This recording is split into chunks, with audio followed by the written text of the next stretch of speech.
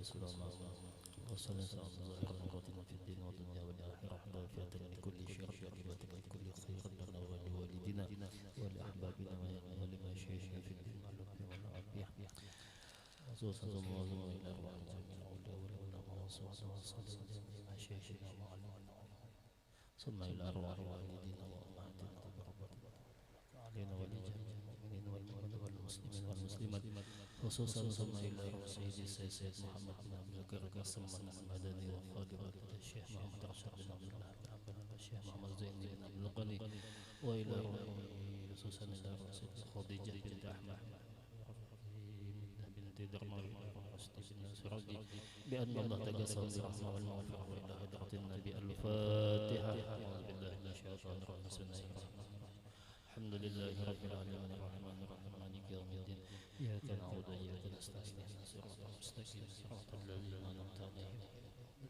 ولا الضالين أعوذ بالله من الشيطان الرجيم بسم الله الرحمن الرحيم ياسين والقرآن الحكيم إنك لمن المرسلين على صراط مستقيم تنزيل العزيز الرحيم لتنذر قوما ما أنذر آباؤهم فهم غافلون لقد خلقنا الأكثرين فهم لا يؤمنون إنا جعلنا في أعناقهم وجعلنا من بين أيديهم سدا وخلفهم سدا فعصيناهم فهم لا يبصرون وسواء عليهم أنذرتهم أم لم تنذرهم لا يؤمنون إنما تنذر من اتبع خشي الرحمن بالغيب فبشر مغفرة وأجر كريم إنا نحن نحيي الموتى ونكتب ما قدموا وآثارهم كل شيء أحصيناه في إمام مبين واضرب لهم مثلا أصحاب القرية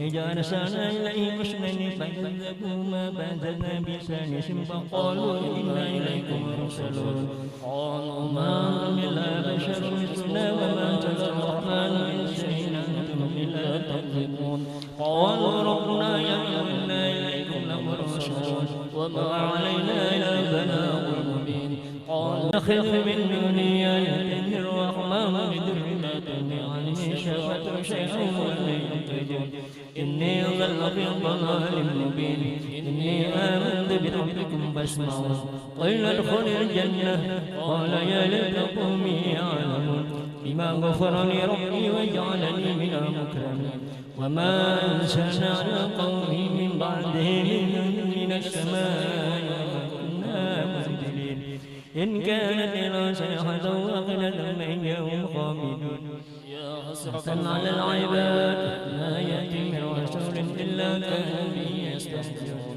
ألم يروا كما لنا قبلهم من القرون أنهم إليه لا يرجعون وإن كلما جئوا لدينا مختارون وآية لهم الأرض الميتة أحييناها وجعلنا منها حبا فمنه يأكلون وجعلنا فيها جنات من نخل وعناب وفجرنا فيها من العيون ليأكلوا من ثمره وما عملت أيديهم أفلا يشكرون سبحان الذي خلق الأزواج كلها مما تنبت الأرض ومن أنفسهم ومما لا يعلمون آية لهم لهم منه النهر فإذا هم مظلمون والشمس تجري لمستقر لها ذلك تقدير العزيز العليم والقمر قدرناه منازل حتى عاد كل عمدون قدير لا الشمس ينطوي لها أن تدرك القمر والسابق والنهار كل في فلك يسبحون آية لهم أنا حملنا ذريتهم في الفلك المشحون وخلقنا لهم من مثله ما يركبون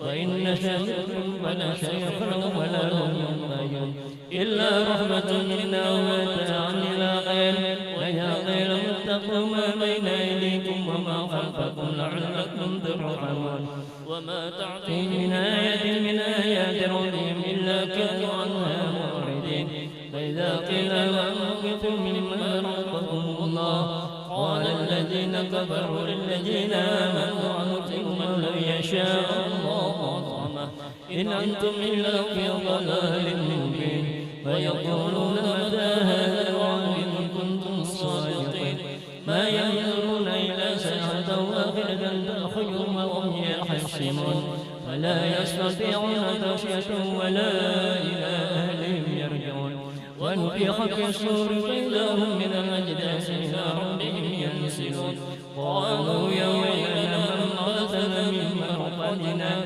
هذا ما وعد الرحمن وصدق المرسلون إن كانت إلا صيحة أو باخلة فإجاهم جميع لدينا محضرون فاليوم لا تظلم نفس يوم لا تجزون إلا ما كنتم تعملون إن أصحاب الجنة اليوم في سبل فاكهون هم وأزواجهم في ظلال على الأرائك متكئون لهم فيها فاكهة ولهم ما يدعون سلام قولا من رب رحيم سلام قولا من رب رحيم سلام قولا من رب رحيم وامتازوا اليوم أيها المجرمون ألم أعهد إليكم يا بني آدم ألا تعبدوا الشيطان إنه لكم عدو مبين وأن اعبدوني هذا صراط مستقيم ولقد أضل منكم جبلا كثيرا أفلم تكونوا تعقلون هذه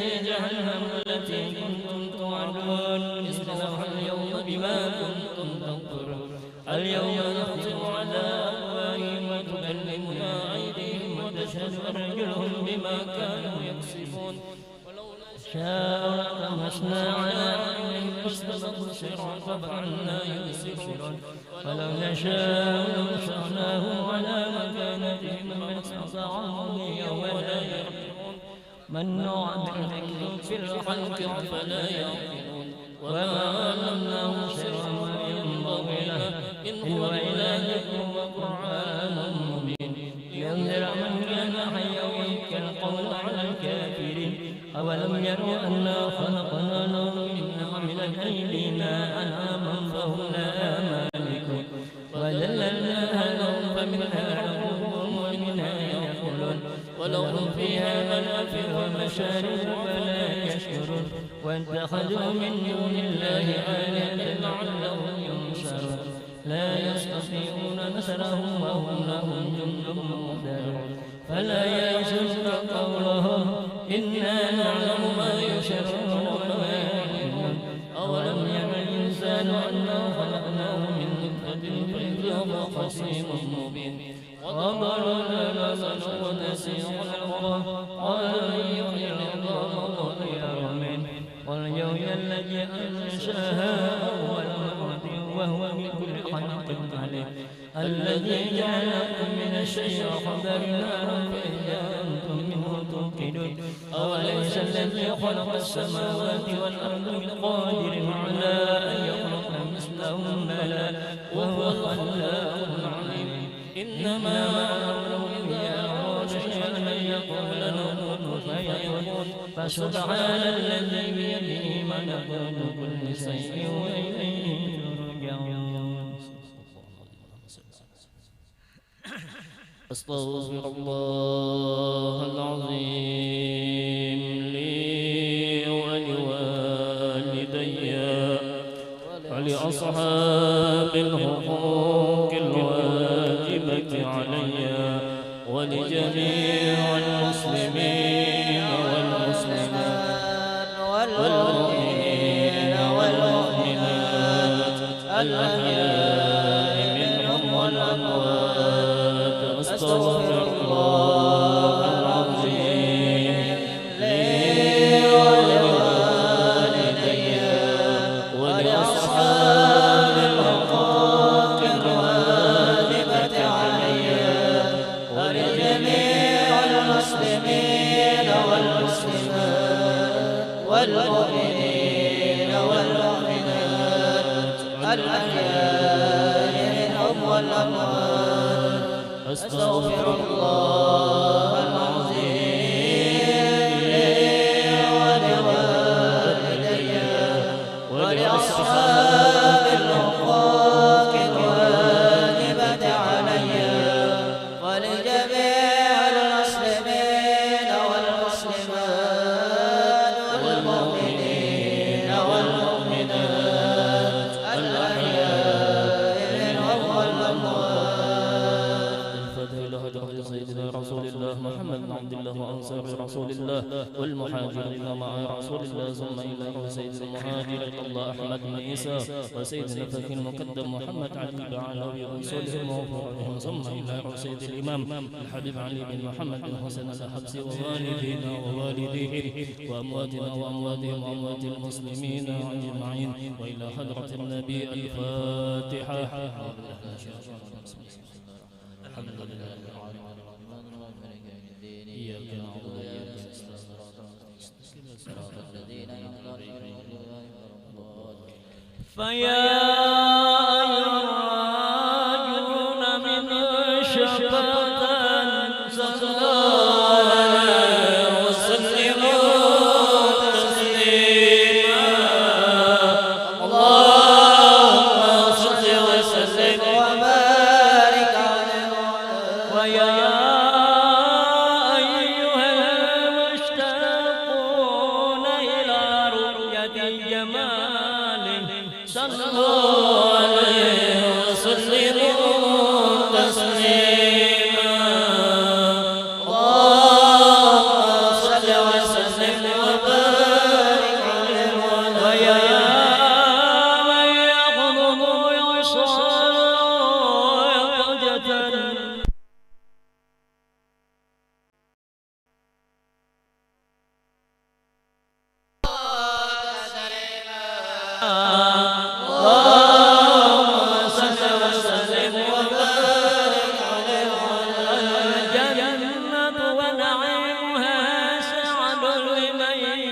يصلي ويسلم ويبارك عليه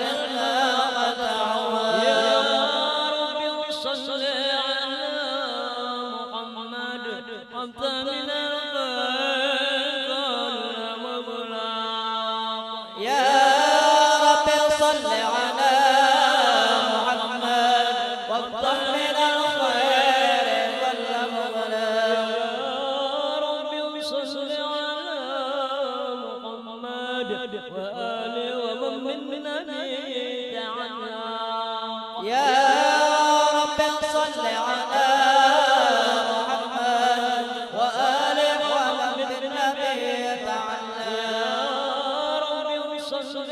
على محمد وآل ومن للحبيب يعشاق يا رب صل على محمد وآله ومن للحبيب يعشاق يا رب صل على محمد ومن بحمل النبي توسط يا رب صل على محمد ومن بحبل النبي توسل يا رب صل على محمد يا رب صل عليه وسلم يا رب صل على محمد يا رب صل عليه وسلم السلام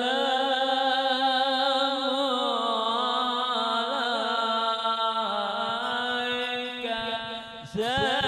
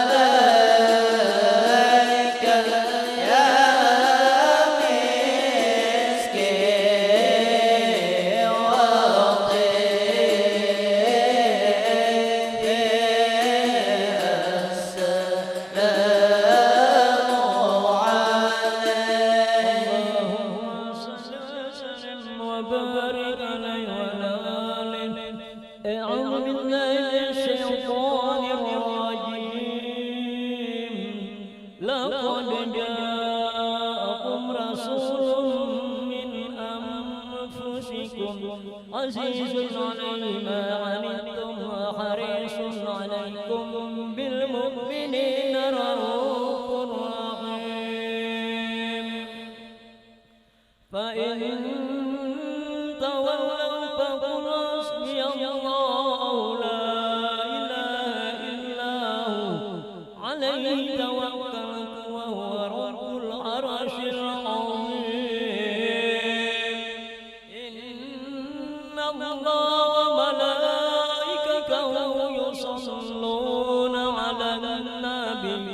يا أيها الذين آمنوا صلوا عليه وسلموا تسليما اللهم صل وسلم وبارك عليه وعلى الرحمن الرحيم الحمد لله القوي سلطانه الغني برهانه المقصود بالوجود كرمه وإحسانه تعالى وجود مشانه خلق الخلق الحكمة وطوى عليه علما وبشر لهم من فائدة المنة ما جرت في أقدار القسمة فأرسل إليهم أشرف خلقه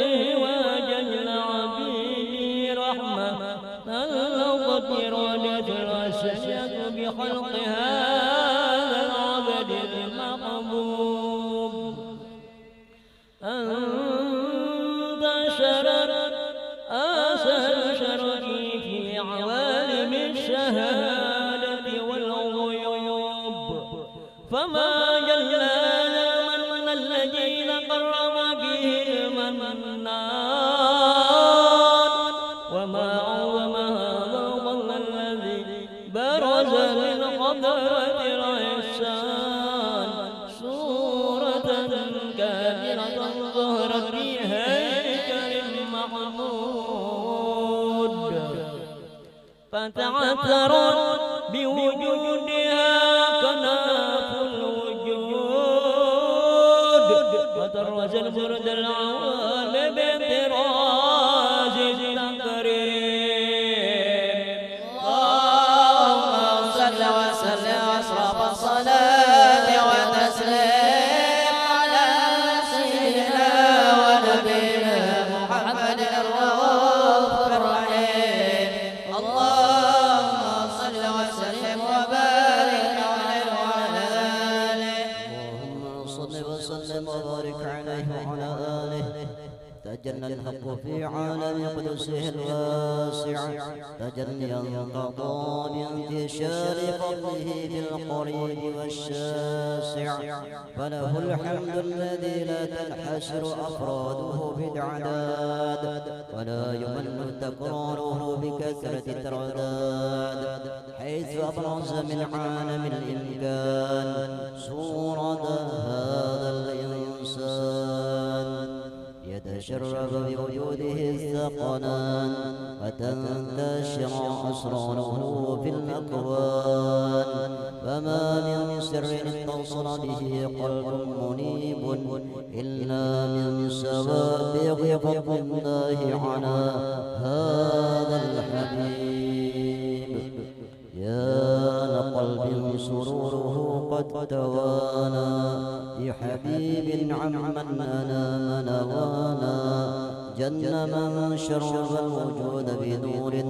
ومن الكون بهجة وجمالا قد ترقى في الحسن على مقام وتناهى في مجده وتعالى أحرزته العيون فيما اجتنته بشرا كاملا يزيح الضلالا وهو من فوق علم ما قد رأته رفعة في شؤونه وكمالا فسبحان الذي أبرز من حضرة الامتنان ما يعجز عن وصف اللسان ويحار في تعقر معانيه الجنان انتشر منه في عالم البطون والزهور ما ملأ الوجود الخلق ينور فتبارك الله من إله كريم بشرتنا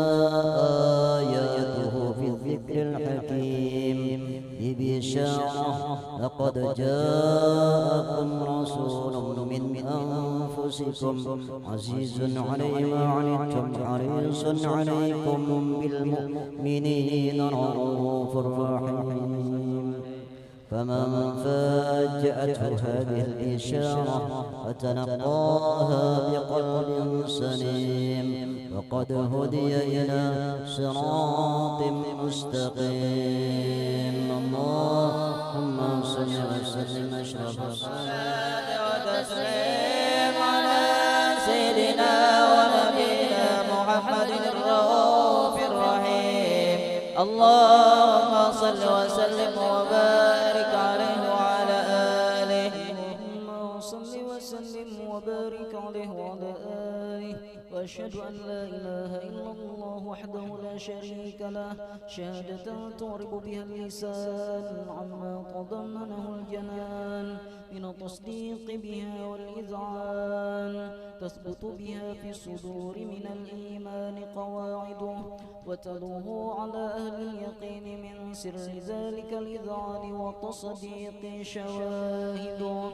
وأشهد أن سيدنا محمدا العبد الصادق في قوله وفعله والمبلغ عن الله ما أمره بتبليغه لخلقه من فرده ونفله عبد أرسله الله للعالمين بشيرا ونذيرا فبلغ الرسالة وأدى الأمانة وهدى الله به من الأمة بشرا كثيرا فكان في ظلمة الجهل للمستبصرين سراجا وقمرا منيرا.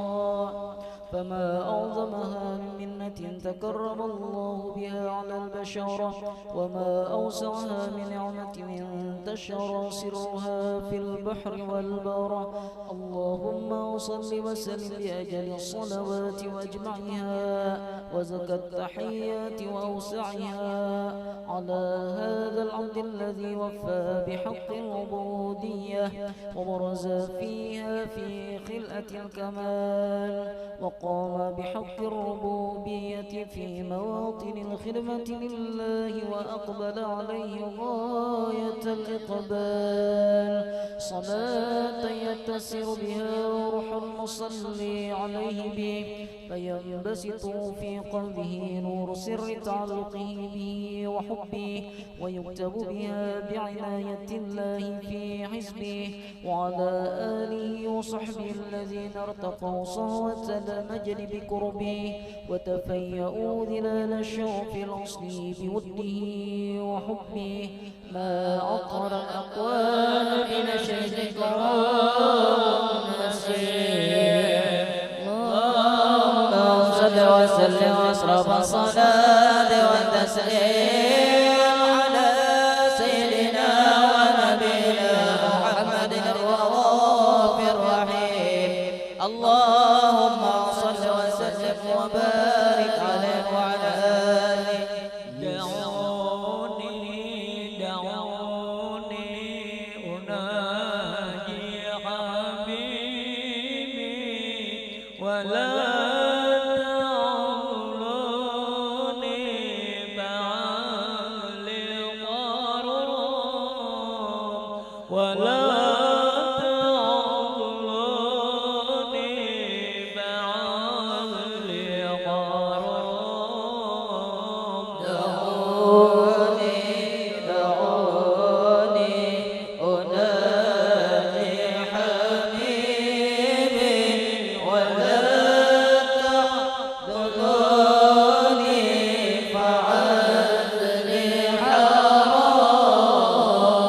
ولا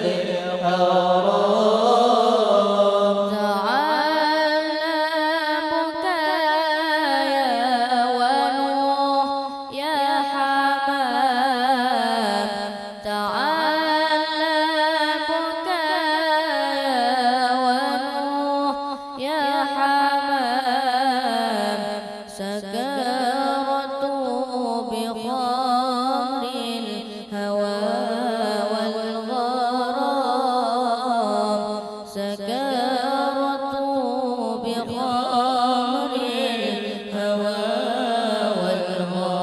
والغرام دعوني دعوني أنادي حبيبي ولا تحضنوني فعاد للحرام ولا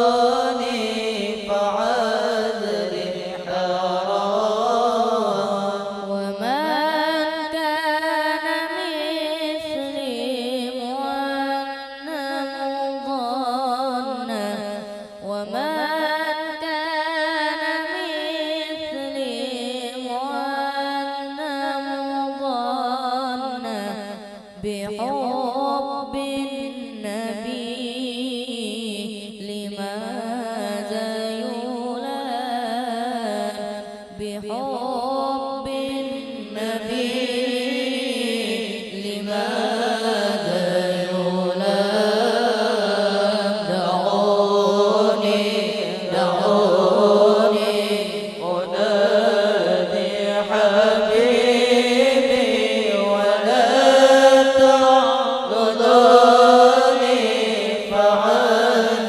للحرام ولا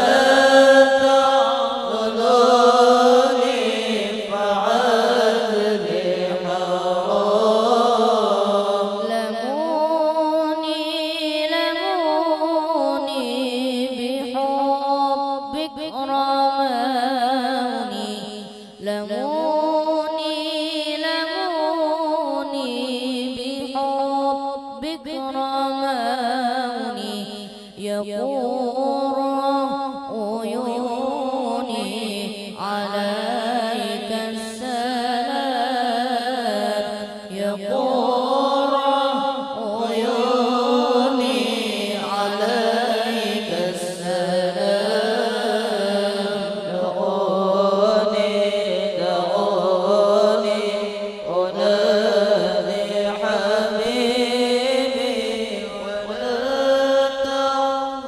تحضنوني فعاد للحرام ولا تحضنوني فعاد للحرام صل وسلم وبارك عليه وعلى آله. أما بعد فلما تعلقت إرادة الله في العالم القديم بظهور أسرار التخصيص للبشر الكريم بالتقديم والتكريم نفذت القدرات الباهرة بالنعمة الواسعة والمنة الغامرة فانفلقت بيضة التصوير في العالم المطلق الكبير عن جمال مشهود بالعين حاول بوصف الكمال المطلق والحسن التام والزين فتنقل ذلك الجمال الميمون في الأصلاب الكريمة والبطون فما من صلب ضمه إلا وتمت عليه من الله النعمة فهو القمر التام الذي يتنقل في بروجه ليتشرف به موطن استقراره وموضع خروجه وقد قضت الأقدار الأزلية بما قضت وأظهرت من سر هذا النور ما أظهرت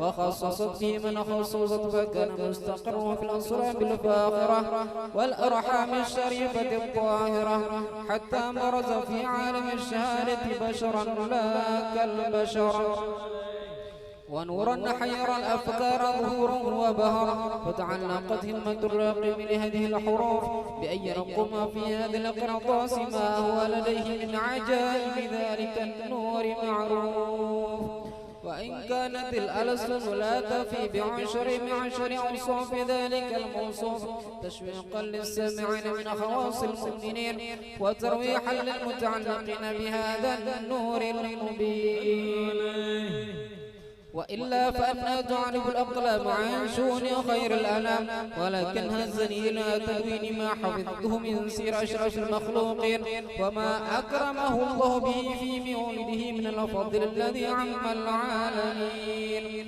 وبقيت رايته في الكون منشورة على مر الأيام والشهور والسنين، دعا التعلق بهذه الحضرة الكريمة ولا عجبت الشوق إلى سماع أوصافها العظيمة، ولعل الله ينفع به المتكلم والسامع، ولعل الله ينفع به المتكلم والسامع، ولعل الله ينفع به المتكلم والسامع، فادخلاني في شفاعة هذا النبي الشافع ويتروحان بروح ذلك النعيم.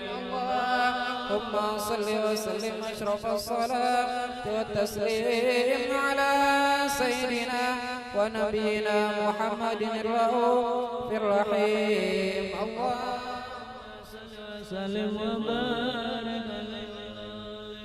وقد آن للكلام أن يحط ما حركته فيه الأنامل مما استفاده الفحم من صفات هذا العبد المحبوب الكامل وشمائله التي هي أحسن شمائل، وهنا حسنا نثبت ما بلغ إلينا في سعن هذا الحبيب من أحبار وآثار، ليتشرف بكتابة القلم والقرطاس وتتنزه في حدائقه الأسماء والأبصار.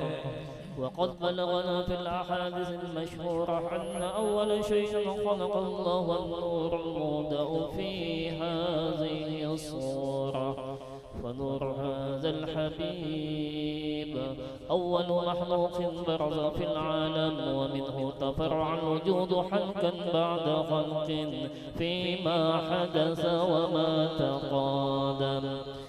وقد أخرج عبد الرزاق بسنده عن جابر بن عبد الله الأنصاري رضي الله عنهما قال: قلت يا رسول الله بأبي وأمي أخبرني عن أول شيء خلق الله قبل الأشياء. قال: يا جابر إن الله خلق قبل الأشياء نور نبيك محمد صلى الله عليه وسلم من نوره. وقد ورد من حديث أبي هريرة رضي الله عنه أنه قال: قال رسول الله صلى الله عليه وسلم: كنت أول النبيين في خلق وآخرهم بالبعث. وقد تعدت الرواية بأنه أول خلق وجودا وأشرفهم مولودا.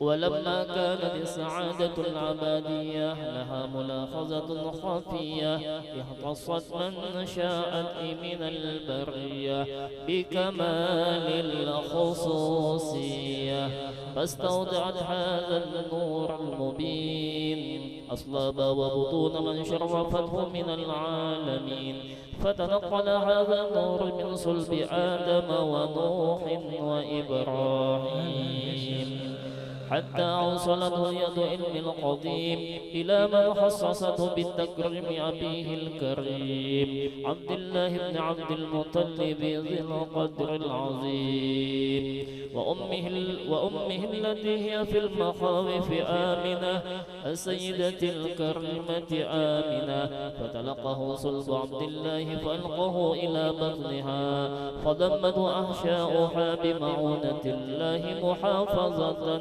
على حق هذه الضرة وسومها، فحملته برعاية الله كما ورد عنها حملا خفيفا لا تجد له ثقلا ولا تشكو منه ألما ولا عللا،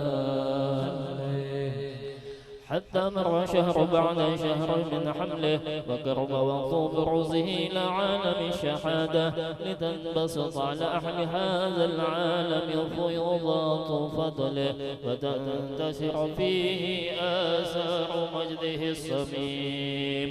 اللهم صل وسلم أشرف الصلاة والتسليم على سيدنا ونبينا محمد الرؤوف الرحيم. اللهم صل وسلم وبارك وعلى آله ومنذ لكتبه هذه درة المكنونة والجوهرة المصونة والكون كله يصبح ويمسي في سرور وابتهاج بقرب ضوء إشراك هذا السراج والعيون متشوفة إلى بروده متشوقة إلى التقاط جواهر كنوزه وكل دابة لقريش نطقت بفصح العبارة معلنة بكمال البشارة وما من حامل حملت في ذلك العام إلا أتت في حملها بغلام من بركات وسعادة هذا الإمام ولم تدل الأرض والسماوات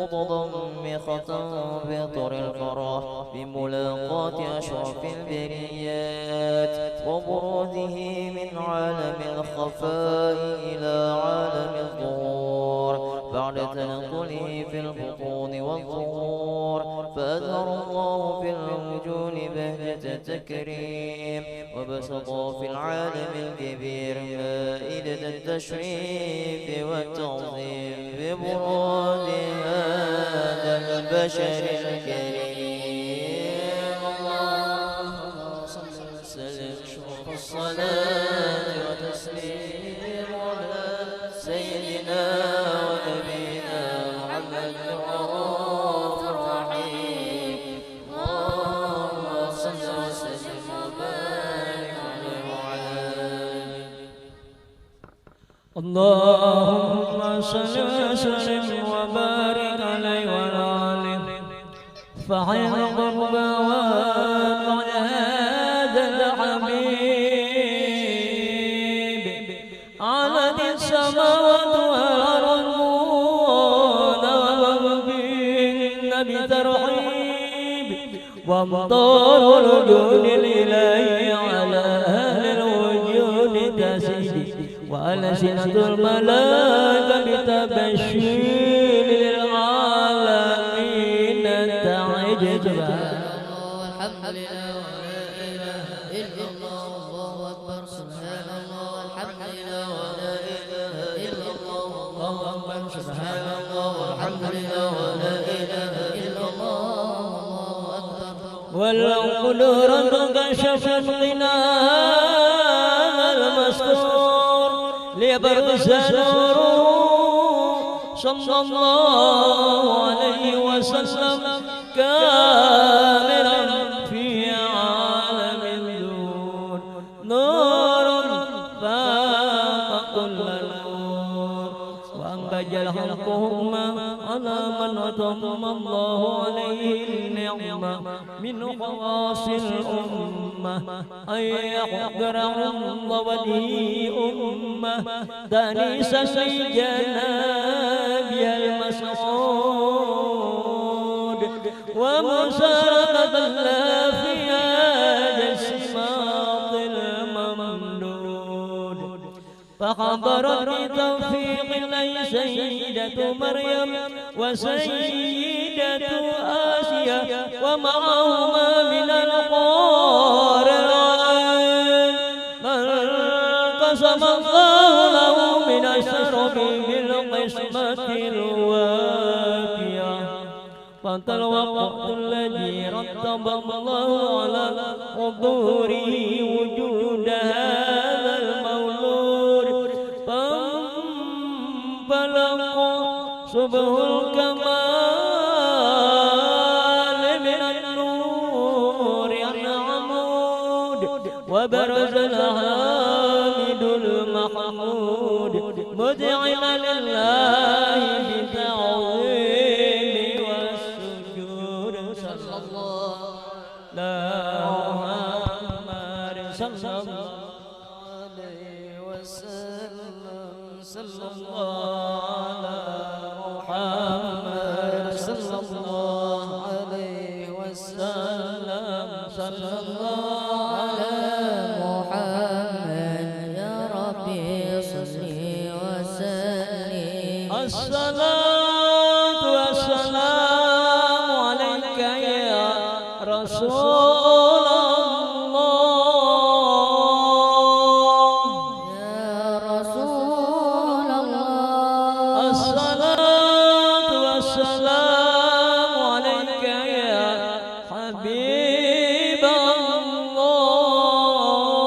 الله يا حبيب الله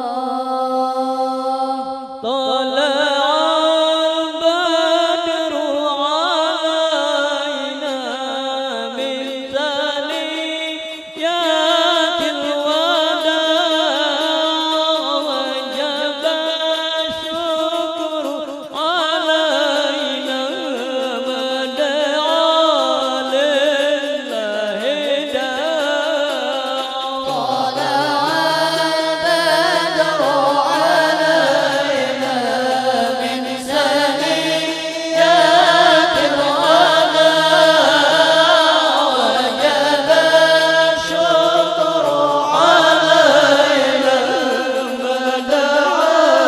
لله داع طلع البدر علينا من ثنيات الوداع وجب الشكر علينا ما دعا لله داع أيها المبعوث فينا جئت بالأمر المطاع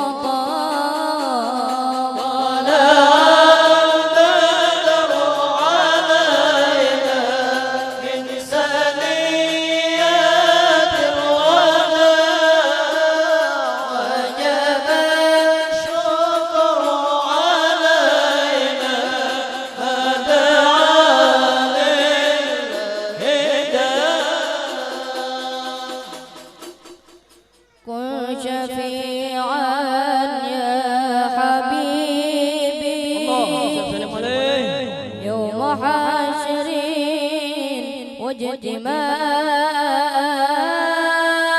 واجتماع كن شفيعا يا حبيبي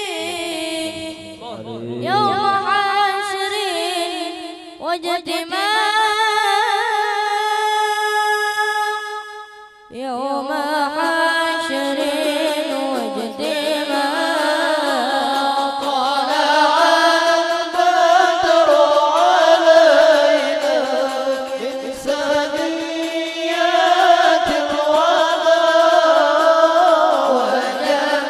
الشكر علينا ما دعا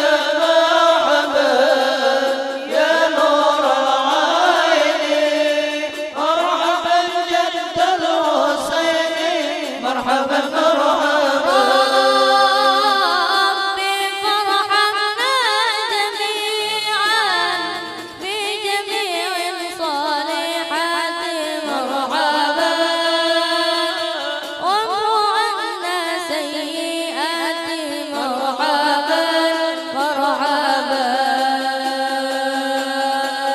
مرحبا يا نور العين مرحبا جد الحسين مرحبا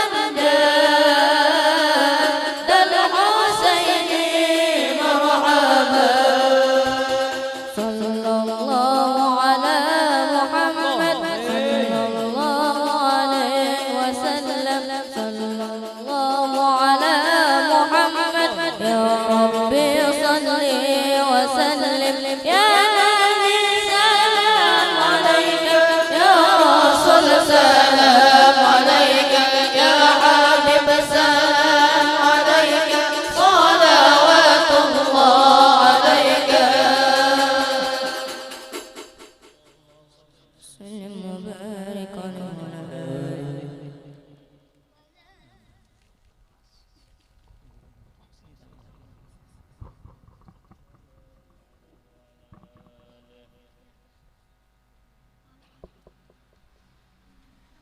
ولقد اتصف صلى الله عليه وسلم من محاسن الأخلاق بما تليق عن كتابته بطون الأوراق.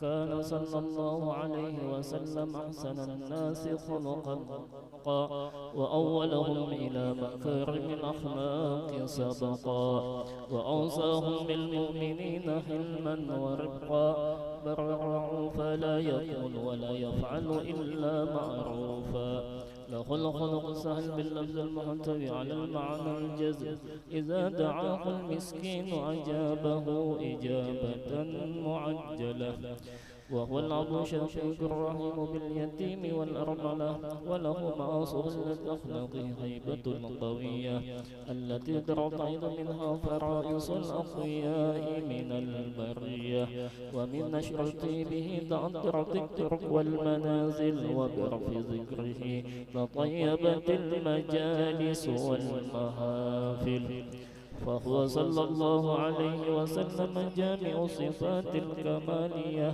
والمنفرد في خلقه وخلقه بأشرف خصوصية فما من خلق في البرية المحمود إلا وهو متلقا عن زين الوجود أجملت في وصف الحبيب وشأنه وله العلا في مجده ومكانه أوصاف إذ قد تعالى مجدها أخرجت على نجم السحاب عنانه وقد انبسط القلم في تدوين ما أفاده العلم من وقائع مولد النبي الكريم وحكاية ما أكرم الله به هذا العبد المقرب من التكريم والتعظيم والخلق العظيم فحسن مني أن أمسك عنة الأقلام في هذا المقام وأقرأ السلام على سيد الأنام السلام عليك أيها النبي ورحمة الله وبركاته السلام عليك أيها النبي ورحمة الله وبركاته السلام عليك أيها النبي ورحمة الله وبركاته وبذلك يحصل الختم كما يحصل التقديم فعليه أفضل الصلاة والتسليم اللهم صل وسلم أشرف الصلاة والتسليم على سيدنا ونبينا محمد الرؤوف الرحيم اللهم صل وسلم وبارك عليه وعلى آله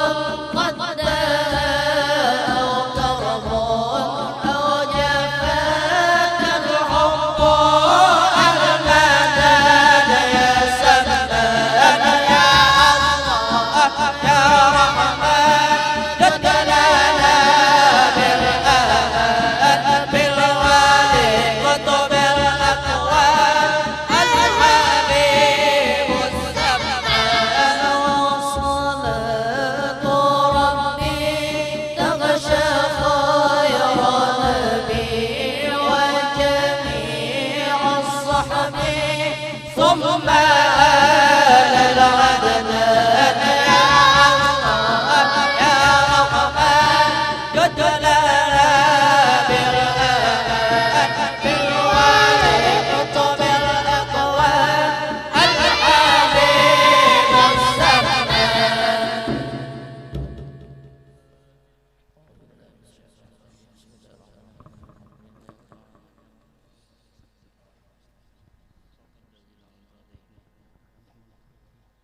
بسم الله الرحمن الرحيم الحمد لله رب العالمين اللهم صل على سيدنا محمد وعلى ال سيدنا محمد.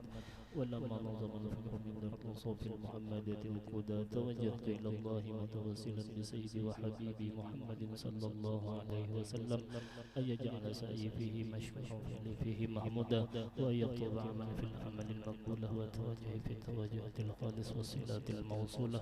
اللهم يا من إليه تتوجه الآمال فتعط الظافرة وعلى باب زابيتها تطرح الفمس وتغشى من فيوضة الغامرة.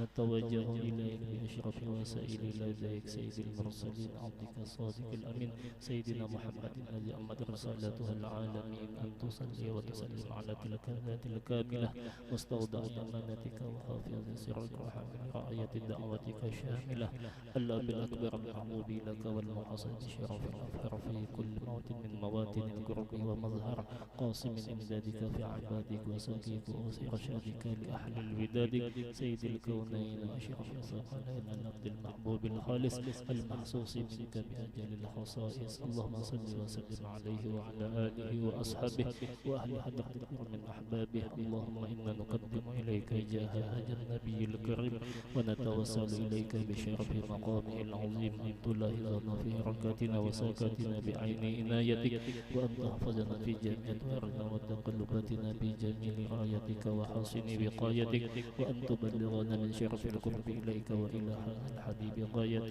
آمالنا وتتقبل منا ما تهرنا فيه من نيتنا وأعمالنا وتجعلنا في حضرة هذا الحبيب من الحاضرين وفي الدرجة اتباعه من السالكين ولحقك وحقه من المؤدين ولأحدك من الحافظين.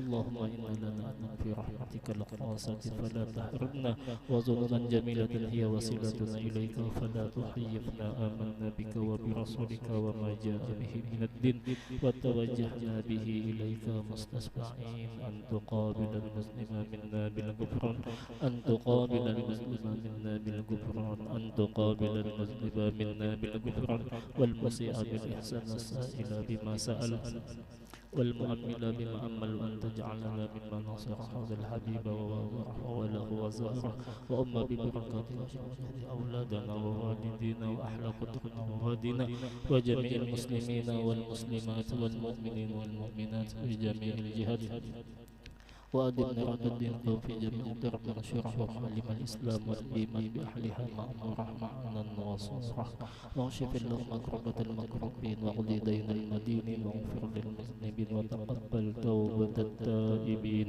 وانصر رحمتك لعبادك المؤمنين أجمعين في شر المعتدين والظالمين وابسط الأسباب الحق في جميع النواهي والأقدار وأيدهم بتأييد من عندك ونصر على المعاندين من المنافقين والكفار واجعلنا يا رب في الحسن الحسين من جميع البلايا واجعلنا يا رب في الحسن الحسين من جميع البلايا واجعلنا يا رب في الحسن الحسين من جميع البلايا وفي الرزق مكين من الذنوب والخطايا وعلمنا في العمل بطاعتك والصدق بخدمة قائم وإذا توفيتنا فتوفنا مسلمين مؤمنين واختم لنا منك بخير أجمعين وصل وسلم على هذا الحبيب المحبوب للأجسام والأرواح والقلوب وعلى آله وصحبه ومن إليه منصب وآخر دعوانا أن الحمد لله رب العالمين سبحان ربك رب العزة عما يصفون وسلام على المرسلين والحمد لله رب العالمين بسر الفاتحة.